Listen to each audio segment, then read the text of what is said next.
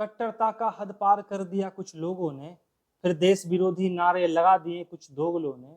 कि कट्टरता का हद पार कर दिया कुछ लोगों ने, फिर देश विरोधी नारे लगा दिए कुछ दोगलों ने। रहते यहाँ खाते यहाँ पर गाते फिलिस्तीन पाकिस्तान के, सबसे बड़े दुश्मन तो यही है हमारे देश हिंदुस्तान के। सबसे बड़े दुश्मन तो यही है हमारे देश हिंदुस्तान के। कि इस मिट्टी पर रहकर करते दूसरे देश का गुणगान, कि इस मिट्टी पर रहकर दूसरे देश का करते गुणगान। कैसे करूं बर्दाश्त जब देश में ही हो रहा देश का अपमान। कि कैसे करूं बर्दाश्त जब देश में ही हो रहा देश का अपमान। कि हिंदुस्तान की पहचान है उसकी एकता अखंडता। कि हिंदुस्तान की पहचान है उसकी एकता अखंडता। पर इन इस्लामिक कट्टरपंथियों ने पार कर दी हर उद्दंडता। पर इन इस्लामिक कट्टरपंथियों ने पार कर दी हर उद्दंडता। कि ऐसे गद्दारों से हमें रहने की जरूरत है सावधान। कि ऐसे गद्दारों से हमें रहने की जरूरत है सावधान। कि देश की तरक्की में सबसे बड़े यही है व्यवधान। कि देश की तरक्की में सबसे बड़े यही है व्यवधान। कि भारत देश को हर मोर्चे पर लड़ने को रहना होगा तैयार। कि भारत देश को दुश्मनों से हर मोर्चे पर लड़ने को रहना होगा तैयार। क्योंकि ये इस्लामिक कट्टरपंथी गद्दार देश से ज्यादा बस है अपने कौम के वफादार। क्योंकि ये गद्दार बस अपने हैं कौम के वफादार।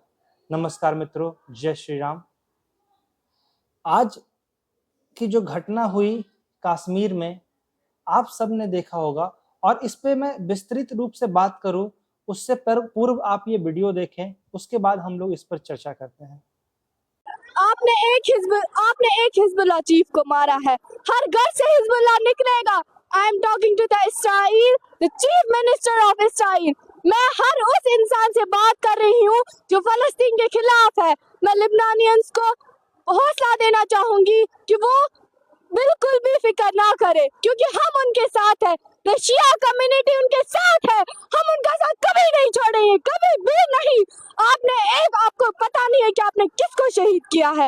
अब हर घर से इस्राइल निकलेगा, अब हर घर से लेबनानियन निकलेगा, हर घर से हिजबुल्लाह निकलेगा। हिजबुल्लाह जिंदाबाद। ये वीडियो आप सब ने देखा कि कैसे एक छोटी बच्ची जो कि जम्मू कश्मीर की है, वो सरेआम आतंकवादी का समर्थन कर रही है और वो कह रही है कि इजराइल ने हिजबुल्लाह चीफ हसन नसरुल्लाह को मारकर बहुत बड़ी गलती कर दी, और उसके बाद हर घर से एक हिजबुल्लाह निकलेगा जो इजराइल का खात्मा करेगा। और ये मैसेज वो हर किसी को दे रही है जो फिलिस्तीन का विरोध करता है और जो इजराइल का समर्थन करता है। घटना कल की है कि इजराइल ने अपनी बेहद ही भारी गोलाबारी से जो हिजबुल्लाह चीफ को उसके ही घर में अंत कर दिया, निस्तो नाबूद कर दिया, और एक आतंकी संगठन के चीफ को खत्म कर दिया। जिसके विरोध में जो हमारे भारत देश जम्मू कश्मीर में जो वहाँ की महबूबा मुफ्ती जो नेता हुई, उन्होंने आज शोक सभा किया और शोक मनाने के तौर पर उन्होंने आज के सारे कार्यक्रम को रद्द किया, सारे रैलियों को रद्द कर दिया।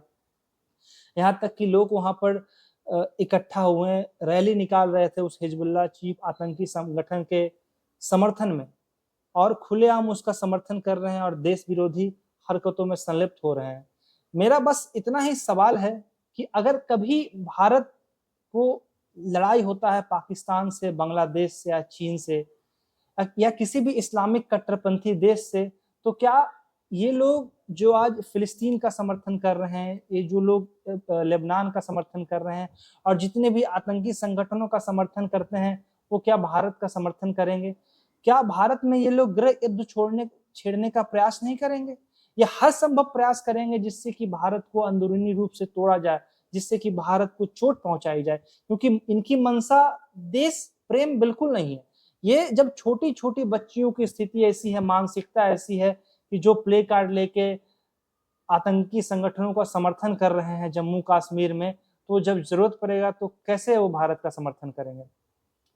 भारत सरकार को अभी से ही इस पे सख्त कदम उठाने की जरूरत है कि अपने देश को इस तरह से तैयार करे, अपने देश के लोगों को, राष्ट्रवादी नागरिकों को इस तरह से तैयार करने की जरूरत है कि अगर कभी भी युद्ध होता है तो हम लोग ढाई मोर्चे पर लड़ सके।